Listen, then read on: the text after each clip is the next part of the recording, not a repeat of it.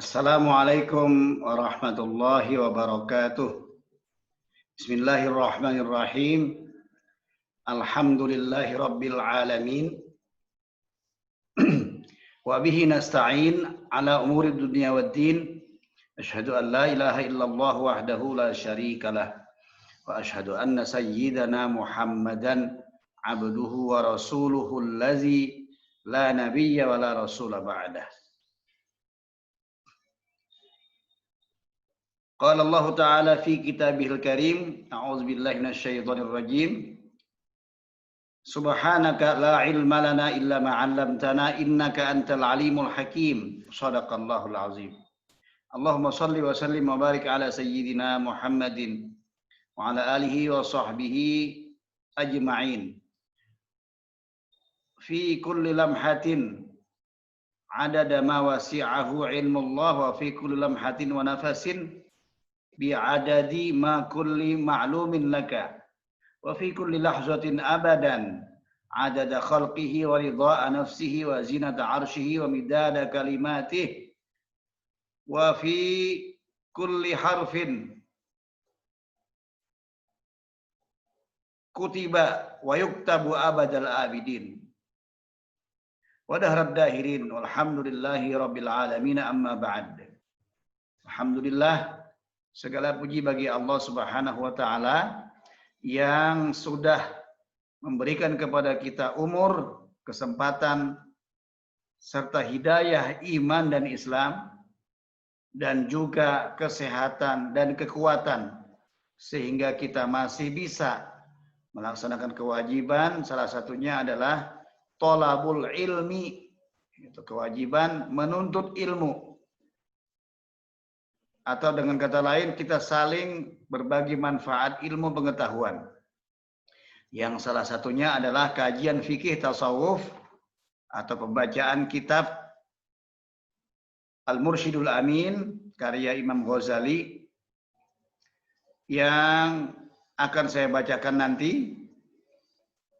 Semoga bisa menjadi manfaat, menjadi konsumsi rohani bagi kita semua, serta menjadi ladang dakwah bagi kita, yaitu bagi mereka yang menjadi subscriber tayangan ini, kemudian di-share tayangan ini kepada kawan-kawan, kepada komunitas muslim lainnya, sesama bangsa Indonesia, dalam rangka sama-sama kita meningkatkan kekuatan iman, kekuatan rohani kita, agar lebih kuat menjalani berbagai zaman, berbagai keadaan, terutama keadaan yang tidak mengenakkan, yaitu salah satunya adalah di masa pandemi COVID-19 ini, supaya kita lebih kuat sabarnya, lebih menghargai nikmat Allah dan mensyukurinya,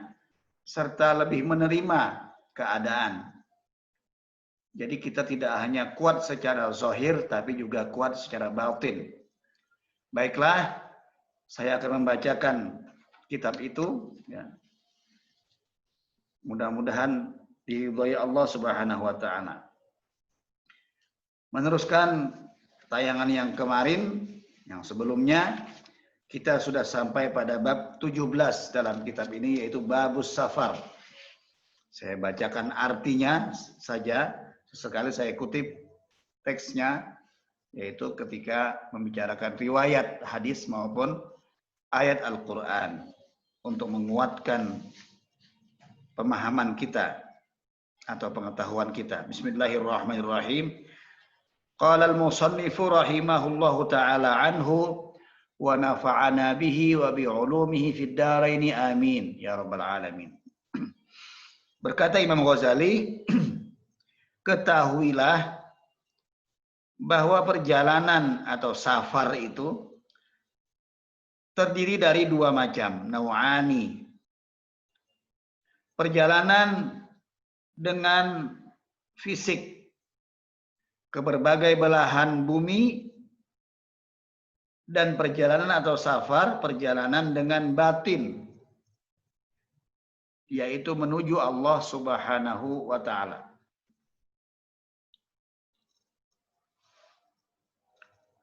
Perjalanan dalam maksud yang kedua, yaitu perjalanan batin menuju Allah,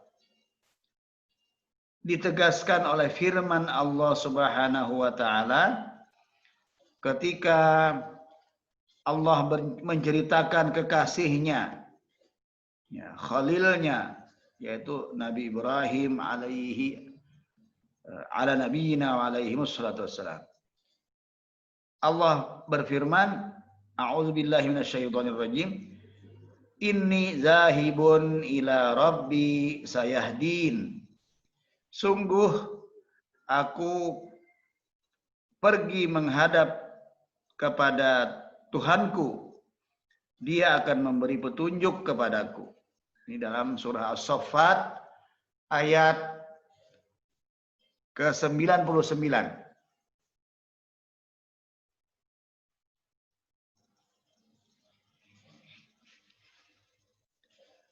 Sedangkan dua macam perjalanan di atas, ya, perjalanan di atas ditunjukkan oleh firman Allah, sanurihim ayatina fil afaq. Kami akan memperlihatkan kepada mereka tanda-tanda atau ayat-ayat kami, kebesaran kami di segenap penjuru. Surat Fussilat ayat ke-53.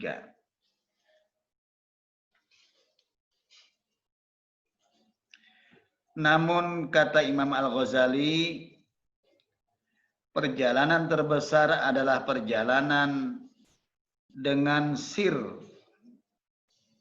yaitu dengan lubuk hati menuju Allah Subhanahu wa taala.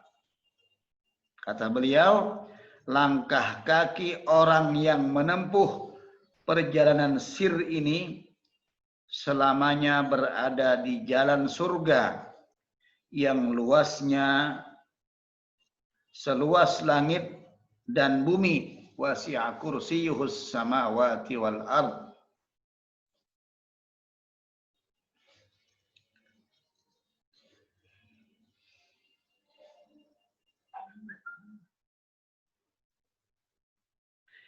Mendatangi tempat-tempat mulia yang tidak pernah habis sumber mata airnya, meski banyak pengunjung menghampirinya.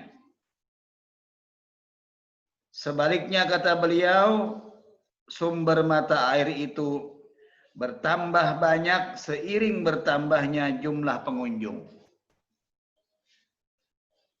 Dan barang siapa tidak diizinkan Allah untuk melakukan perjalanan sir ini, maka seluruh kebaikan tertutup darinya. Dia akan tetap berada di dasar terbawah dan tidak pernah naik selama-lamanya.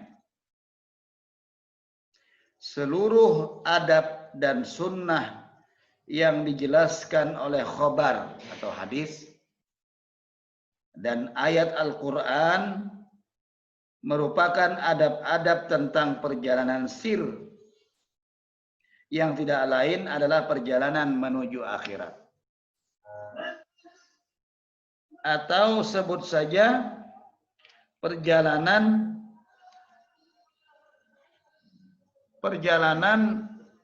yang tidak lain adalah perjalanan akhirat itu sendiri, ya. Menuju akhirat, tetapi juga di alam akhirat itu perjalanannya, di alam, setidaknya di alam hakikat.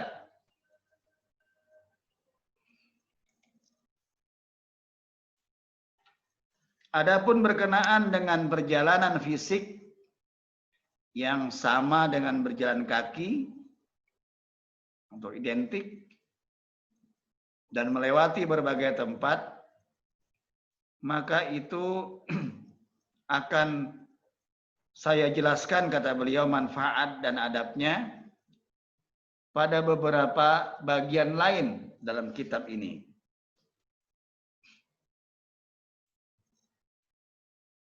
Pertama, beliau akan menyampaikan anjuran untuk menata niat dalam perjalanan.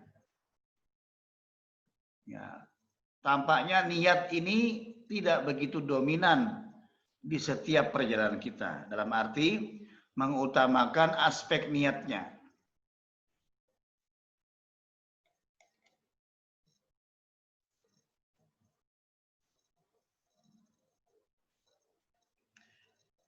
Beliau mengatakan adalah sebaiknya untuk meluruskan niat terlebih dahulu sebelum atau di belakang atau di balik maksud perjalanan seseorang.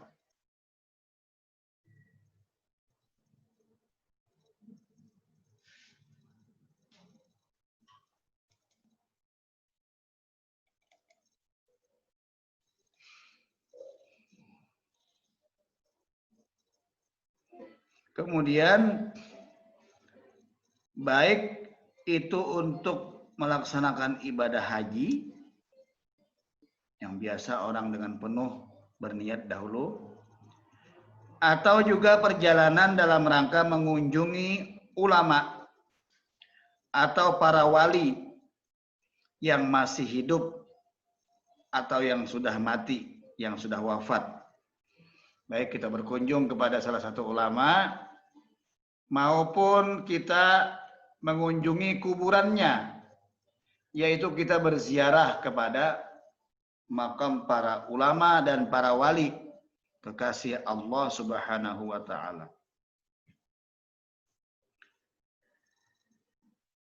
Dan perjalanan itu adalah untuk menetap di wilayah perbatasan. Ya, perjalanan itu bisa juga dalam rangka untuk berdiam di wilayah perbatasan dengan wilayah musuh, artinya sedang berjaga. Yang safar kali ini misalnya dalam rangka tugas menjaga pertahanan negara dan berjaga di sana dari serangan musuh. Itu pun perlu niat juga. Kita utamakan niat lebih dahulu. Atau juga perjalanan dalam rangka menghindari bahaya atau lari dari perkara agama dan atau perkara dunia yang tidak mampu dipikul lagi, tidak mampu dihadapi. Boleh orang menghindari atas dasar ketidakmampuannya.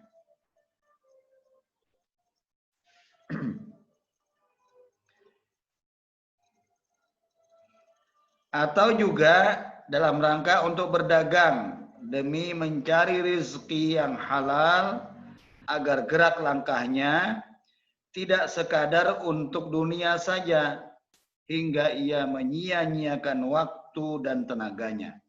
Sehingga semuanya perjalanan ini perlu diatur niatnya.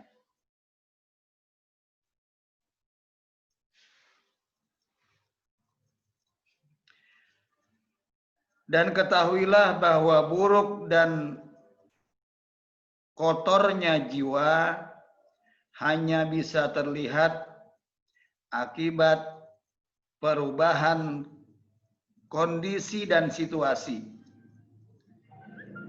Hal itu sering terjadi selama seseorang menempuh perjalanan. Dan ini kata beliau sudah dijelaskan sebagiannya pada adab perjalanan dalam pembahasan rahasia-rahasia haji, yaitu di bab 7 dari kitab Al-Mursyidul Amin yang sudah kita jelaskan.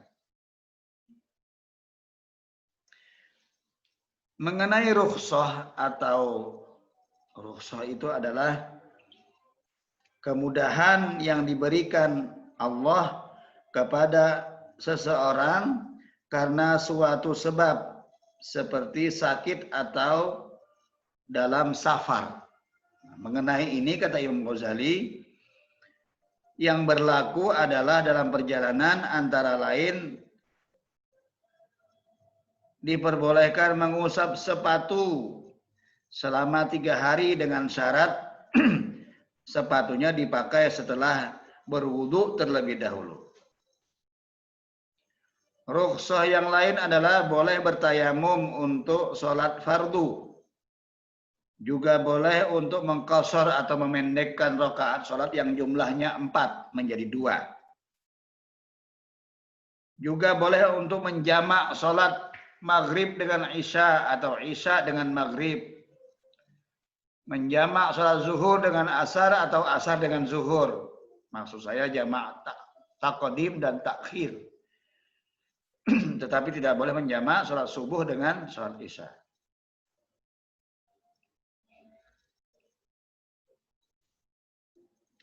Juga dibolehkan melaksanakan sholat sunnah di atas kendaraan yang sedang berjalan.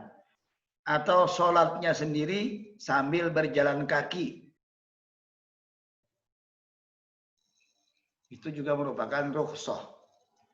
Termasuk rukhsah juga adalah tidak berpuasa di bulan Ramadan karena sedang dalam perjalanan. Maka itu yang harus kita perhatikan terlebih dahulu, yaitu niat dan penggunaan rukhsah yang boleh dilakukan. Kemudian diantaranya lagi adalah menyiapkan, yaitu selama menyiapkan keberangkatan, hendaknya mempelajari terlebih dahulu petunjuk arah kiblat. Jadi yang penting itu kiblatnya. Dan berbagai tempat persinggahan yang akan dilewati. Jadi perlu banyak peta, perlu menguasai peta. Terutama arah kiblat ketika kita hendak sholat, syaratnya diantaranya adalah menghadap ke arah kiblat. Dan ini termasuk boleh kita menyiapkan kompas. Ya. Kemudian barulah kita menyiapkan atau mempelajari tempat-tempat yang akan kita singgahi di suatu tempat. Maka demikianlah kata beliau yang bisa disampaikan. Sungguh Allah itu maha mengetahui. Wallahu a'lam bissawab. Wa ilaihil masir. Hanya Allah lah tempat kita kembali. Maka kata beliau, pahamilah bab ini dengan baik, niscaya kalian akan mendapatkan manfaat. Wallahu a'lam. Kiranya demikian yang saya sampaikan. Mohon maaf atas segala kekurangan. Terima kasih atas segala perhatian. Terima kasih untuk mengikuti terus menjadi subscriber dari tayangan ini. Juga terima kasih kepada semuanya karena telah menyediakan diri untuk menonton juga tayangan ini sampai habis.